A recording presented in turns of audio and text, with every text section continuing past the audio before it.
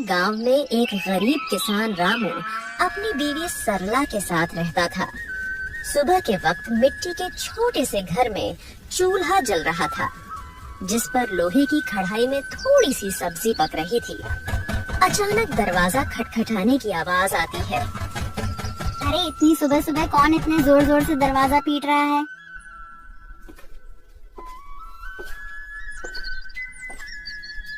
दरवाजा खोलते ही सेठ हरीलाल गुस्से में लाल पीला खड़ा था, जो कि बहुत लालची और चालबाज है। वह हर किसी से 2 गुना ब्याज वसूलता था। रामू, बहुत हो गया तेरा नाटक। मेरे पैसे कहाँ हैं? सेठ जी, कल ही तो मैंने आपको पूरी रकम दे दी थी और पूरा हिसाब पक्का कर दिया था, और मैंने आपके पुराने पैसे भी कब के लौटा दिए हैं। देर की वजह से तेरा ब्याज बढ़ गया है। अब वो उधार तुझे 5 गुना ब्याज के साथ लौटाना होगा। 5 गुना? सेठ जी, ये तो अन्याय है। मैंने मेहनत करके ब्याज सहित पूरे पैसे चुका दिए हैं। मैं गरीब आदमी इतना भारी ब्याज कैसे दे सकता हूँ? ज्यादा जुबान मत चला। अगर पैसा नहीं दिया ना, तो तेरे घर का ताला तोड़कर बर्तन कपड़ा सब उठा ले जाऊंगा। तेरी बैलगाड़ी भी बेच दूंगा। सेठ जी, गरीब का खून चूसकर आपको क्या मिलेगा? हमारे साथ ऐसा मत करिए। इतना ज्यादा ब्याज मैं नहीं दे पाऊंगा। पैसे तो तुझे देने ही पड़ेंगे। देख लूंगा मैं तुझे। याद रखना रामू, हरीलाल से पंगा लेना आसान नहीं है। सेठ रामू को धमकाते हुए चला जाता है, लेकिन जाते जाते अपने नौकर को कहता है, इस गरीब भिखारी की इतनी मजाल, मुझे ना बोलकर इसने गलती कर दी। इसे तो सबक सिखाना पड़ेगा, ताकि गांव में बाकी गरीब भी डर में रहे। आप बताइए, ये जिंदगी कब बदलेगी? रोज रोज 2 वक्त की रोटी के लिए जूझना पड़ता है। कभी मन करता है घर की टूटी छत ठीक करवा दूं, तो कभी सोचती हूँ कि हमारे पास भी अच्छे कपड़े हों, लेकिन लगता है किस्मत ने हमें बस तंगी ही दी है। मुझे पता है तुम्हें तकलीफ है, पर मैं क्या करूं? खेत छोटे हैं, बारिश वक्त पर नहीं होती, ऊपर से कर्ज का बोझ भी सर पर है। मैं दिन रात मेहनत करूं, तब हमारे हिस्से में यही नमक रोटी आती है। मेहनत, हाँ मेहनत तो आप करते हैं, लेकिन भगवान हमारी सुनता ही कहाँ है। लगता है जैसे भाग्य ने हमें इस गरीबी में ही सड़ने के लिए भेजा है। सरला ने आह भरी, पर चुपचाप सब्जी पकाने लगी। कमरे में सन्नाटा था। रामू ने मन ही मन ठान लिया, आज खेत में चाहे जान निकल जाए, पर घर लौटकर कुछ ऐसा लाऊंगा जिससे सरला के चेहरे पर मुस्कान आ जाए। रामू को नहीं पता था कि आज का दिन उसकी जिंदगी की सबसे बड़ी कहानी की शुरुआत करने वाला है। सुबह के वक्त रामू खेत जाने के लिए घर से निकल रहा है। सुबह की हल्की हल्की धूप खेतों पर पड़ रही थी। सरला के मन में आज कुछ हलचल सी चल रही थी। रामू रोज गांव के बीच से होकर जाने वाला रास्ता मंदिर के पास से गुजरता था। रामू रोज इसी रास्ते से जाता था, क्योंकि यही सबसे छोटा और आसान रास्ता था। मंदिर में उस वक्त बस पुजारी ही थे जो सफाई कर रहे थे। प्रणाम पंडित जी, कैसे हैं आप? तबीयत ठीक है ना आपकी? हाँ बेटा, सब अच्छा है। भगवान का आशीर्वाद तुझ पर हमेशा बना रहे। पुजारी से बात करके रामू अपने खेत की तरफ निकल जाता है।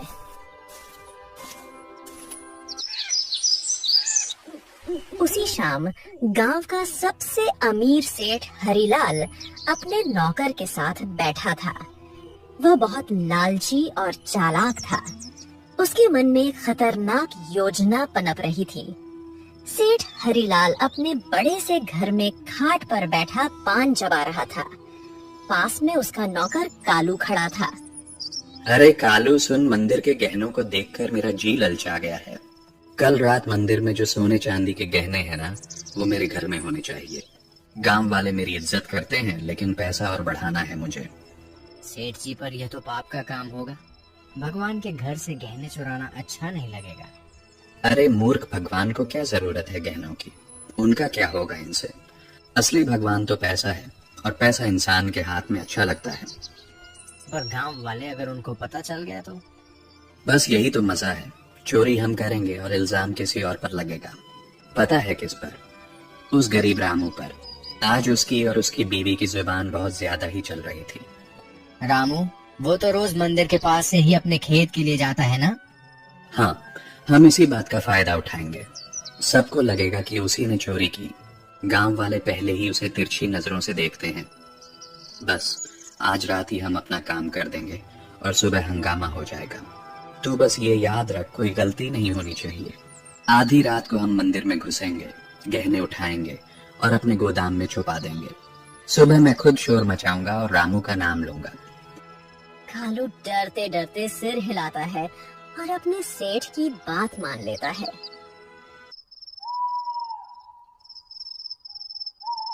रात का समय था। गांव में हर तरफ सन्नाटा था। बस कहीं कहीं कुत्तों के भौंकने की आवाज आ रही थी। उस रात सेठ लालच में अंधा हो जाता है और इस घिनौनी साजिश को अंजाम देता है। अपने नौकर से मंदिर में चोरी करवाता है। पास ही अंधेरे में एक काली बिल्ली म्याऊं करके गुजर जाती है, जैसे वो इस पाप की गवाही दे रही हो। अगली सुबह गांव के बीचों बीच मंदिर के सामने एक भीड़ इकट्ठी हो गई थी। हर कोई जोर जोर से बातें कर रहा था। माहौल में घबराहट और गुस्से की गूंज थी। अरे यह क्या हो गया? मंदिर के सारे सोने के गहने रातों रात गायब हो गए। इतना बड़ा अपशकुन, भगवान के गहने चुरा ले गया कोई। ये तो बहुत बुरी बात है। इसी बीच रामू रोज की तरह खेत की तरफ जाने के लिए उसी रास्ते से गुजर रहा था। भीड़ देखकर वो रुक गया और पास आ गया। अरे क्या हो गया भाई लोग? इतनी सुबह सुबह ये भीड़ किस बात की है? अरे रामू, तूने सुना नहीं मंदिर में चोरी हो गई? भगवान के सारे गहने कोई उठा ले गया। रामू यह सुनकर चौंक जाता है। भीड़ में खड़ा सेठ, जो असल में चोरी किया था, वह बहुत मासूम बन रहा था। पंडित जी आप बताइए, कल रात तक तो गहने मंदिर में थे, फिर अचानक कौन ले गया? आप बताइए पंडित जी, क्या आपने मंदिर के आसपास किसी को आते जाते देखा है? आपको किसी पर शक है क्या? अरे मैंने देखा है रामू, रोज मंदिर के रास्ते से आना जाना करता है। सेठ जी, कल तक तो सब कुछ ठीक ठाक था। मंदिर के पास से तो कई लोग गुजरते हैं, लेकिन रोज सुबह सुबह खेत की तरफ जाने के लिए रामू इधर से निकलता है। मगर रामू ऐसा काम करेगा मुझे नहीं लगता।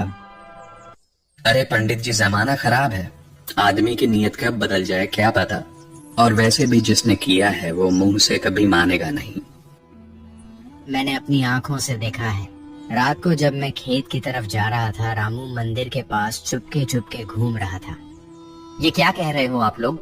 मैंने कोई चोरी नहीं की है। इतना बड़ा पाप मुझ पर मत डालो। अरे हाँ, ये गरीब आदमी है, पैसों की तंगी में है, ये कर भी सकता है ये काम। ये लोग मुंह पर अच्छे बनते हैं। अरे भगवान से डरिए आप लोग, हमने कुछ नहीं किया। हम गरीब जरूर हैं, लेकिन चोर नहीं। मेरे पति जितना ईमानदार इंसान इस पूरे गांव में कोई नहीं है। ऐसा मत कहिए, वरना भगवान आप लोगों को कभी माफ नहीं करेगा। रामू और उसकी बीवी ने बहुत समझाने की कोशिश करी, लेकिन भीड़ मानने को तैयार नहीं थी। सब रामू को ही चोर मान बैठे। रामू और सरला की आंखों में आंसू आ गए, लेकिन भीड़ में कोई उनकी सुनने को तैयार नहीं था। गांव वालों, अब तो सब साफ है। मंदिर के गहने चुराने वाला यही रामू है, और ऐसे आदमी को हमारे गांव में रहने का कोई हक नहीं। चोरी करने वाले की एक ही सजा है, गांव से बाहर निकाल देना। हाँ, अगर इसने मंदिर में चोरी की है तो यह तो भगवान का भी अपराधी हुआ। इसे यहीं रहने देंगे तो कल हमारे घरों से भी चीजें गायब हो जाएंगी। अरे आप सब क्यों नहीं समझते? मैं निर्दोष हूँ। मैंने कोई चोरी नहीं की। मैं तो रोज के जैसे अपने खेत जा रहा था। मुझ पर इतना बड़ा इल्जाम मत डालिए। भीड़ में जोर जोर से आवाजें गूंजने लगी। निकालो इसे, निकालो इसे गांव से। भीड़ में हलचल मच गई। लोग एक दूसरे से कान्हा फूंसी करने लगे। रामू और सरला की आंखों में आंसू भर आए। उन्होंने कई बार सफाई देने की कोशिश की, लेकिन किसी ने उनकी नहीं सुनी। सबने मिलकर उन्हें गांव के बाहर निकाल दिया। रामू और सरला मजबूर होकर गांव छोड़कर चले गए। रामू और सरला रोते रोते गांव छोड़ चुके थे। गांव के बाहर एक सुनसान जगह पर टूटी फूटी झाड़ियों और कंटीली झाड़ियों के बीच एक पुरानी पड़ी झोपड़ी मिली। मजबूरी में वहीं उनका नया घर बन गया। सुनिए जी, यह जगह कितनी सुनसान है। न पास में कोई इंसान, यहाँ आसपास की झोपड़ियों में कोई रहता भी नहीं है।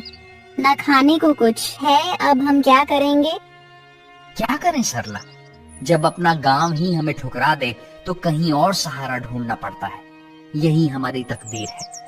मैं तो ये सोच रहा हूँ, आखिर चोरी की किसने है और इल्जाम मुझ पर डाल दिया गया। मैं असली चोर का पता लगाकर रहूंगा। दिन ढल गया। सरला रोते रोते सो गई। रामू सारी रात परेशान बैठा रहा।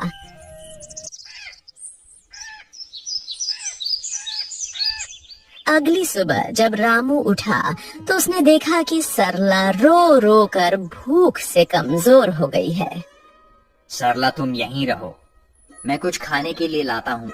फिर अपने खेत जाऊंगा दूसरे गांव से होते हुए। तुम दरवाजा अंदर से बंद करके आराम करो। इतना कहकर रामू जंगल की ओर चल गया।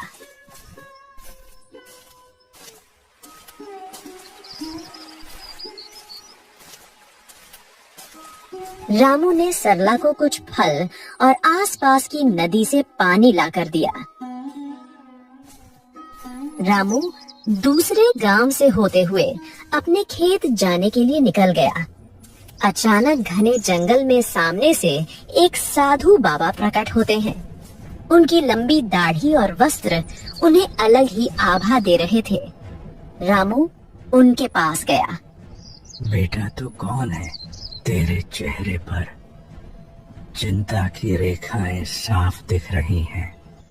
बाबा, मैं इस गांव का ही रहने वाला हूँ, पर अब गांव वालों ने मुझे निकाल दिया है। सब लोग मुझ पर चोरी का झूठा इल्जाम लगा रहे हैं। मैंने कोई चोरी नहीं की। रामू रोते रोते साधु बाबा को पूरी कहानी बताता है।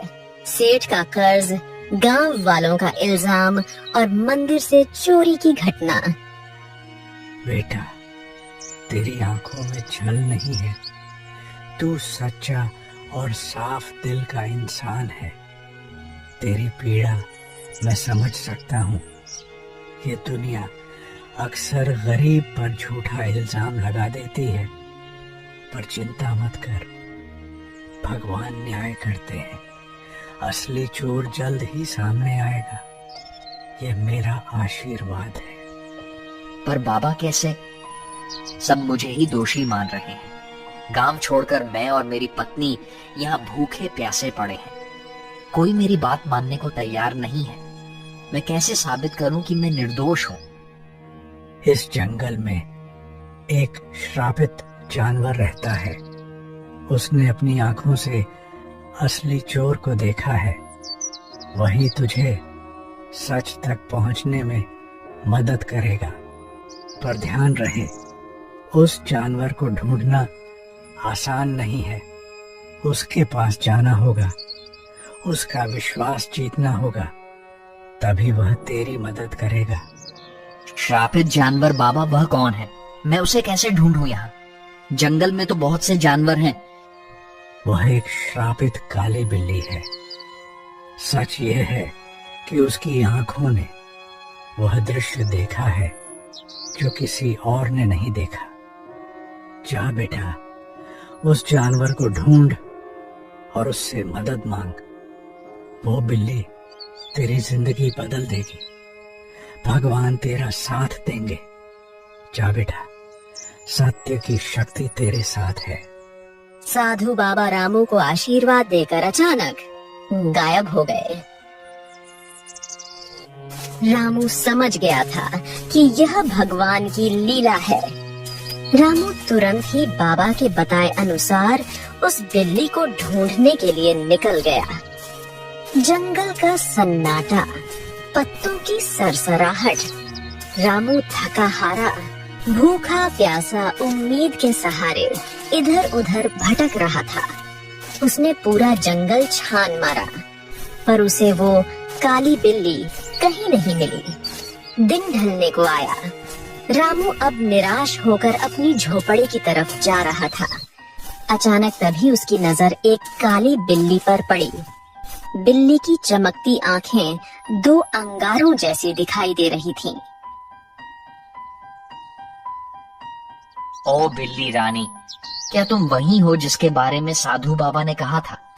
क्या तुमने उस रात देखा था? असली चोर कौन है? माँ, बिल्ली, क्या तुम मेरी मदद करोगी? मुझ पर झूठा इल्जाम लगाकर गांव से निकाल दिया गया है। क्या तुम सच जानती हो? मुझे बता दो, असली चोर कौन है? बिल्ली उसकी आंखों में देखती है। रामू का साफ दिल और अच्छी नियत देखकर जैसे उसे सब समझ आ गया हो। अचानक बिल्ली की आंखों से एक अजीब सी चमक निकलती है और वह इंसानी आवाज में बोल उठती है। रामू, तुम्हारे साथ बहुत बड़ा अन्याय हुआ है। मंदिर के गहने तुमने नहीं चुराए। असली चोर तुम्हारे गांव का सेठ और उसका नौकर है। दोनों ने मिलकर मंदिर से गहने चुराए और चोरी का इल्जाम तुम्हारे सिर पर चढ़ा दिया ताकि कोई शक न करे। सेठ जानता था कि तुम गरीब हो, तुम्हारे पास कोई सबूत नहीं होगा, इसलिए उसने चालाकी से तुम्हें बलि का बकरा बना दिया। क्या गांव का सेठ, वही जो सबसे धर्म और दान की बातें करता है, और उसका नौकर भी तो यही सच्चाई है? गांव वालों ने मेरी ईमानदारी पर शक किया और असली अपराधी चैन से सो रहा है। माँ बिल्ली, अब मैं क्या करूं? ये सच गांव वालों तक कैसे पहुंचाऊं? समय आने दो रामू, सच को कोई दबा नहीं सकता। मैं तुम्हारी मदद करूंगी। तुम मुझे कल गांव लेकर चलो। मैं वहां जाकर सबको सारी सच्चाई बताऊंगी और तुम्हें निर्दोष साबित करूंगी। रामू को बिल्ली की बातें सुनकर राहत मिलती है।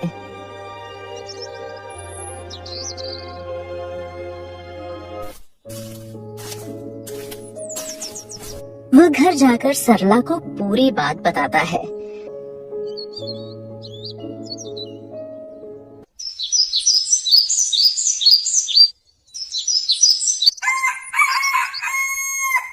अगली सुबह रामू और सरला बिल्ली को लेकर गांव जाते हैं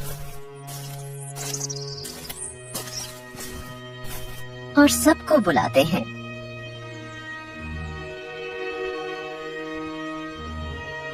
गांव वालों, आप सबने मुझे चोर बोलकर गांव से निकाल दिया था, पर असली चोर अभी भी गांव में ही बैठा है। आज मेरे पास एक गवाह है जो मुझे निर्दोष साबित करेगा। गांव वालों सुनो, असली चोर रामू नहीं है। मैंने अपनी आंखों से देखा है। मंदिर के गहने सेठ और उसके नौकर ने मिलकर चुराए हैं। अगर तुम्हें यकीन नहीं होता तो सेठ के घर जाकर देखो, मंदिर के गहने वहीं मिलेंगे। अरे, यह बिल्ली बोल कैसे रही है? चलो हम जाकर देखते हैं सेठ के घर गहने हैं या नहीं। वैसे भी सेठ ही हमें हमेशा धोखा देता रहा है।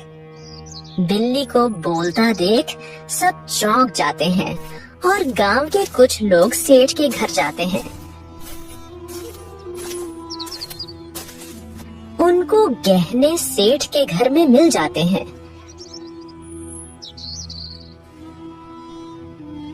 अब पूरे गांव में बातें होने लगी। सेठ चोर है, सेठ चोर है। सब बोलने लगे। सेठ ने चालाकी से अपने नौकर को इशारा करा और सारा इल्जाम नौकर पर डाल दिया। अरे नहीं नहीं, मैं चोर नहीं हूँ। ये सब मेरे नौकर की करतूत है, उसने ही चोरी की है। मैं तो खुद हैरान हूँ। झूठ मत बोलिए सेठ जी, आप सबसे ब्याज में 4 गुना पैसे वसूलते हो, अब चोरी भी करवा रहे हो। ठीक है, अगर तुम सब कहते हो तो इस नौकर को सजा मैं दूंगा, क्योंकि यही असली चोर है। मुझे इस बारे में कुछ नहीं पता था।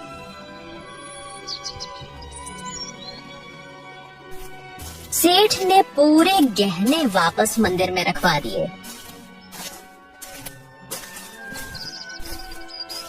अब गांव में उसकी कोई इज्जत नहीं करता है। पूरे गांव वालों ने रामू से माफी मांगी। उन्हें अपनी गलती का एहसास हो गया। सबने पूरे आदर सम्मान के साथ रामू और सरला को गांव वापस बुलाया।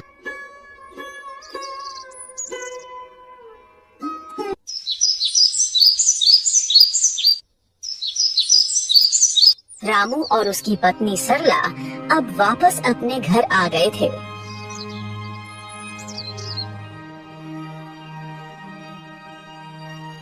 शाम का समय, हल्की ठंडी हवा चल रही है।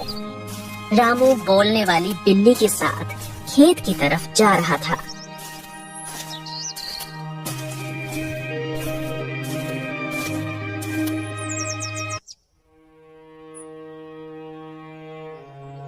माँ बिल्ली, आज अगर तुम ना होती तो मेरी जिंदगी बर्बाद हो जाती। तुम्हारे ही कारण ही मुझे इज्जत वापस मिली।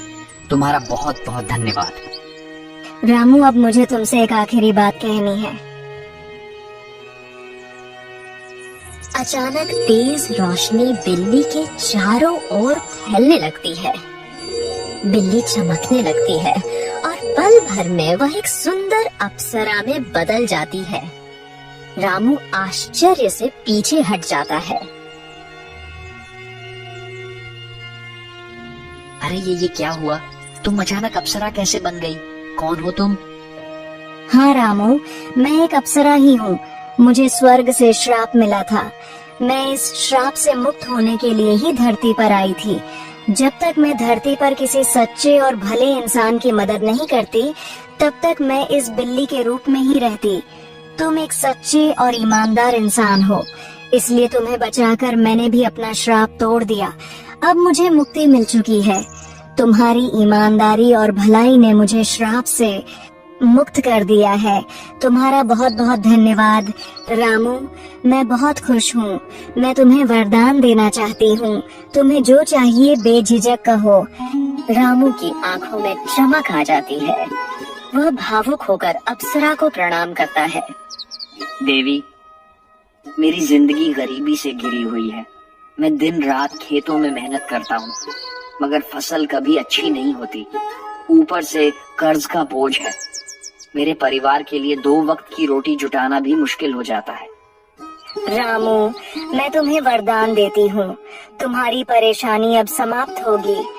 जंगल के बीच में एक लाल फूल के पौधे के पास एक चमत्कारी फल का पेड़ है। वह पेड़ स्वर्ग से आया है। उस पेड़ का फल सिर्फ ईमानदार इंसान ही खा सकता है। तुम वहाँ जाओ और वह फल खाओ। तुम्हारे खेतों में समृद्धि होगी, कर्ज मिट जाएगा और जीवन खुशहाल हो जाएगा। बस याद रखना, तुम हमेशा इसे ही रहमदिल रहना, वरना तुम्हारी जिंदगी वापस वैसे ही हो जाएगी। सुखी रहो रामू। अब मैं चलती हूँ, अपना ख्याल रखना।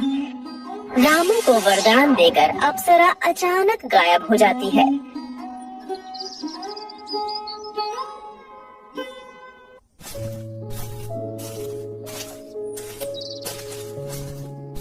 रामू जंगल में चारों तरफ उस चमत्कारी पेड़ को ढूंढता है। सूरज ढलने को होता है। थका हारा रामू अचानक लाल फूल के पौधे को देख लेता है। रामू धीरे धीरे आगे बढ़ता है और देखता है कि पौधे के पीछे एक सुंदर चमकदार पेड़ खड़ा है। पेड़ की टहनियों पर सुनहरे फल चमक रहे हैं। रामू श्रद्धा से पेड़ के पास जाता है। पेड़ देवता, मुझे अप्सरा ने आपके पास भेजा है। मैं गरीब किसान रामू हूँ। क्या मैं आपके फल खा सकता हूँ? अचानक पेड़ से आवाज आई। रामू, मुझे सब पता है। तुम सच्चे और भले इंसान हो, इसीलिए अप्सरा ने तुम्हें यहाँ तक पहुँचाया है। तुम मेरा एक फल खा लो, तुम्हारी सारी परेशानियां मिट जाएंगी और तुम्हारा जीवन खुशहाल हो जाएगा।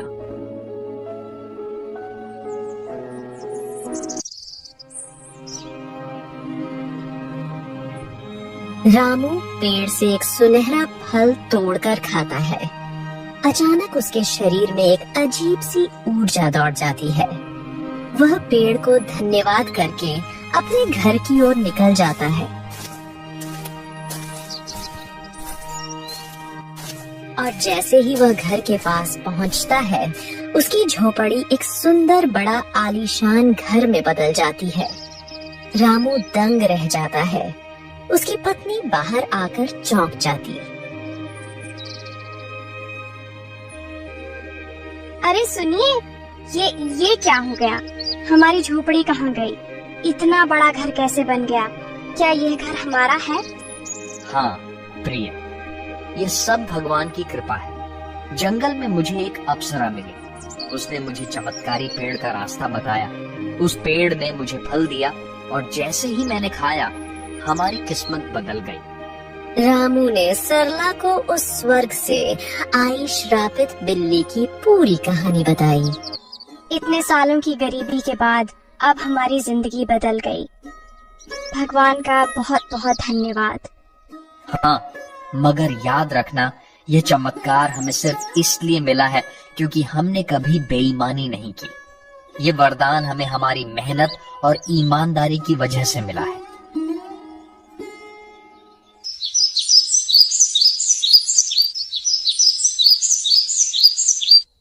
अब रामू और सरला अपने नए घर में खुशी से रहने लगे। पर रामू अब भी साधारण कपड़ों में ही रहता था। उसके अंदर जरा सा भी घमंड नहीं आया। उसने हमेशा उस अप्सरा की बात याद रखी। अब रामू गांव में सबकी मदद करने लगा। उसके घर में हमेशा अनाज भरा रहता था और मेहमानों के लिए दरवाजे खुले रहते थे। वह गांव के सारे जरूरतमंद लोगों को अनाज बांटता था। सारे गांव में रामू की बातें होने लगी। हर कोई अब रामू की बहुत इज्जत करने लगा था। एक दिन गांव वालों को रामू की तारीफ करते सेठ हरिलाल ने सुन लिया। यह सब देख हरिलाल को जलन होने लगी। ये सब दिखावा है। कोई इतना अमीर अचानक कैसे हो सकता है? जरूर इसके पीछे कोई बड़ा राज है। अगर यह ऐसे ही अमीर होता रहा तो गांव में मेरी इज्जत तो मिट्टी में मिल जाएगी। अबे कालू, सुन, तू जरा रामू पर नजर रख और पता कर कि इसके पास दौलत आने का असली राज्य क्या है। उसी दिन से सेठ का नौकर रामू पर नजर रखने लगा।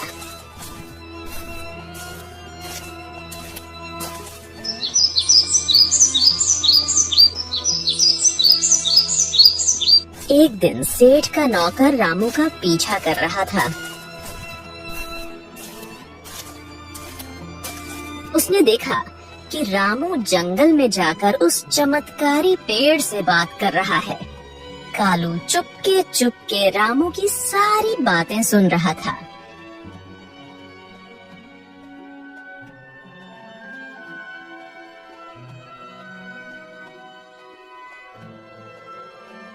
सेठ जी, मैंने सब देख लिया, सब पता कर लिया। रामू उस जंगल के बीच वाले पेड़ से बात कर रहा था। उसने उस पेड़ का फल खाया है, जिसकी वजह से उसकी गरीबी दूर हुई और वह अमीर बन गया। क्या सच में? तो चल अभी उसी पेड़ के पास चलते हैं। अगर रामू अमीर हो सकता है तो मैं क्यों नहीं? मैं तो उससे भी बड़ा अमीर बनूंगा। मेरे पास तो पहले से ही ताकत और पैसा है। उस पेड़ को मैं अपनी मुट्ठी में कर लूंगा। सेठ लालच में आकर तुरंत अपने नौकर के साथ जंगल की ओर निकल गया। पर उसे क्या पता था, आज यह लालच उसे ले डूबेगी। वो लोग पेड़ के पास पहुँचे और फल तोड़ने की कोशिश करते हैं, पर एक भी फल उनसे नहीं टूटता। सेठ गुस्से में आकर पेड़ से कहता है, ओ पेड़, सुना है तूने रामू को फल देकर अमीर बनाया है। अब मुझे भी अपने फल दे, जल्दी कर। मैं इस पूरे गांव का सबसे बड़ा आदमी हूँ। अब मैं और भी शक्तिशाली बनना चाहता हूँ। सेठ, तू लालची है, अहंकारी है और बेईमान है। मैं अपना फल सिर्फ उसी को देता हूँ जिसके दिल में दूसरों के लिए करुणा हो, जो ईमानदार हो और सच्चा हो। तेरे दिल में सिर्फ लालच और घमंड है, इसलिए तुझे कभी यह फल नहीं मिलेगा। क्या कहा? तू मुझे फल नहीं देगा? अरे मूर्ख पेड़, अगर तू मुझे फल नहीं देगा तो मैं तुझे जड़ से काट दूंगा। तेरे जैसे 1000 पेड़ मैं खरीद सकता हूँ मैं। अब तू देख, तुझे काट कर मैं तेरे सारे फल ले लूंगा। अबे कालू, कुल्हाड़ी उठा और इसे काट डाल। गांव जाकर उस रामू को भी आज मैं खत्म कर दूंगा। कालू भाग कर जाता है और कुल्हाड़ी लेकर आता है। सेठ पेड़ को अपने पैर से मारने लगता है और उसका नौकर कुल्हाड़ी से पेड़ काटने की कोशिश करता है, लेकिन कुल्हाड़ी लगते ही चिंगारियों में निकलती है। अचानक आसमान से बिजली गिरने लगी और तेज हवा चलने लगी। ठहरो, तुम दोनों को अपने लालच और पाप का फल अब यही मिलेगा। तुम्हें दूसरों की मेहनत और भलाई से जलन थी, अब तुम्हें इसका परिणाम भुगतना होगा। अचानक पेड़ से एक चिंगारी निकलती है। सेठ और उसका नौकर वहीं जलकर राख हो जाते हैं। सच्चाई और ईमानदारी की राह चाहे कितनी भी कठिन क्यों ना हो, अंत में जीत हमेशा अच्छाई की ही होती है। लालच और बेईमानी इंसान को कभी सुख नहीं दे सकते। भगवान भी उसी का साथ देते हैं जिसका दिल साफ हो और जो दूसरों की मदद करता है। इसीलिए हमें हमेशा नेक रास्ते पर चलना चाहिए।